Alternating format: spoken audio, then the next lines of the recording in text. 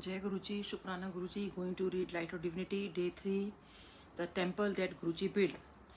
Away far from the glamour of New Delhi lies a place where people's souls can be charged and their hearts seduced with beauty. Here the air is fresh, the grass is green, and the eye brought up short by gleaming white marble structure mounted by a massive granite linga. The link claims that this place is a seat of Lord Shiv. It climbs to the sky, prophesying the rise of Shiv Dhamma or righteousness and the new dawn of religious consciousness. A figurine of Lord Ganesh, intelligence personified, greets the fortunate visitor to whom the temple doors have opened ahead. Ahead of the beautiful statue in the front garden shows Lord Shiv as a handsome, fair youth. As fair, the camphor embodiment of mercy, he is the essence of the world, garlanded with serpents. May he and the father and the mother forever live on our hearts. A fulsome salutation to them. Kapur Garuram Kapur Avtaram Sansar Sharanam Bhujgendra Haram Sada Vasanam Hridaya Vinde Bhavna Bhavani Sanatam Namami. Sahitam Namami. Sorry for the pronunciation. His wide, kind eyes. Sankarji, I'll just repeat this thing in the proper things. Kapur Gauram Karunavataram Sansari Saram Puji Kendra Haram Sada Vasantam Hirde Vinde Bhavam Bhavani Sahitam Namami. इसमें थोड़ा सा गलत पड़ा. His wide, kind eyes are open, his face is relaxed in half smile, and his hand is raised to grant blessings. He sits in an enormous open lotus flower, and he has for his canopy the five-headed serpent at his Sheshnag. Inside the complex, a gleaming brass visage of the great Lord shows him the same posture. Significantly, Shiv, the supreme yogi, is not meditating. He is on his tiger mat and has just uncrossed one of his legs, ready to look into the problems of his devotee. The sacred words Om Namah Shivaya are emblazoned inside the main hall.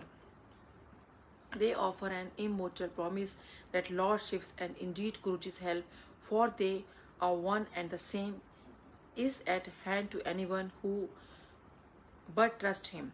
The making of the structure, that these grounds are indeed Lord Shankar's, is borne out by the numerous incidents that have been witnessed by those involved in its construction and those who frequent the temple.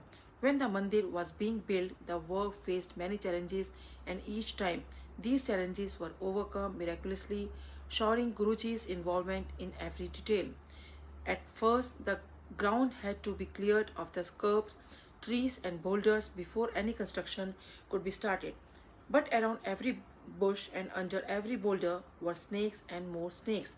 The laborers hired for the job got frightened and ran away.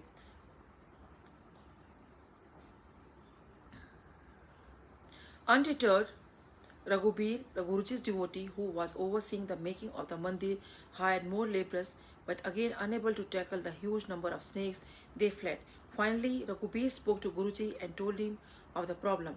Guruji just told him to hire more laborers, assuring him that this problem would not occur again. And indeed, the snake disappeared from the site and the clearing proceeded in the peace. The basic construction was undertaken during the rainy season, and yet every time the concrete was to be poured, the rains would obliquely halt. This happened so many times, and everyone involved in the construction realized that these happenings were not sheer chance. As Guruji used to say, everything by choice, nothing by coincidence. The architectural design, as created by Guruji's devotee Ajay Bhardwaj, had to have the Shivling's superstructure. The Shivling is a divine symbol of Lord Shiv above the dome of the temple. This would have been easy to if the Shivling had a solid base, but the dome could not have taken the weight of a solid Shivling, and moreover, a hollow base would draw all eyes upwards into the Shivling, reminding us that we are within Guruji's Sharan. There was only one mason in Delhi who had the ability to do this, but he was in very difficult circumstances. How Raghubir managed to find this particular person and how the person was able to build this shivling is another satsang in itself.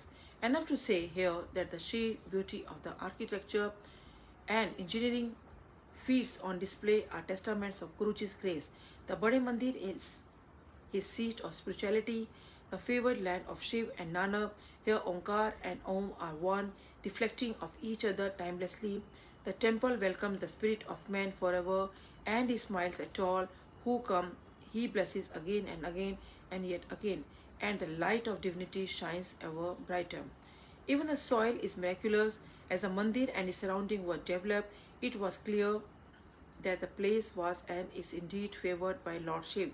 Even to the casual observer, the growth of the plants and trees was exceptional. A lady planted at the temple a few of the flowering plants she had bought for her farmhouse. To the amazement, these plants bloomed into flowers of at least twice the size of the mandir as compared with those planted at her farmhouse. Once permission was sought from Guruji to have the lawn grass recarpeted, he gave his go ahead, but there was not much time left. A temple function was fast approaching. The temple gardener went ahead with the task. Once the grass was laid down, it was clear that the decision was not correct on two counts. More time should have been given for appreciable growth of the new carpet of grass, and the variety that had been selected was one that tends to cut the fur initially and becomes soft only after the first cutting, which was out of portion due to paucity of time. However, to everyone's amazement, the grass grew exceptionally fast. The first cutting was taken up well before the function, and the growth was too good that another trimming was managed just before the function. The quality of the carpeted lawn on the day of the functions was admirable, and the gurus of grass growing was stumped. Guruji is always there. There are other inexplicable going on the mandir that hint at the supernatural force going about its benign work. Regular visitors to the temple will have witnessed the idol of Lord Shiva on the temple grounds changing expressions. And in the year 2006, during Holi, there was a spot of color on Shivji's brass idol that adorns the hall. It is also certain that the omniscient Guru has a temple within his protective gaze at all times. A school teacher recounts a memorable experience. She told she had gone to the mandir very clearly on the occasion of Guru Purnima so that she could attend school later. She reached the mandir at 6:15 a.m. Only the gardener saw her come to pay her obeisance to her Guru on this auspicious day, and was later confirmed. He told no one of the visit, but someone else had also seen her. On the teacher's very next day visit to Empire State, Guruji called her and said, "Auntie, you had visited the mandir on Guru Purnima at 6:15 a.m. I was watching you in my meditation." Renances of faith. Ages hence, men shall took upon the sacred spot as a birthplace of dharma within our own lifetime. The Bade Mandir shall rise foremost in the estimation of men.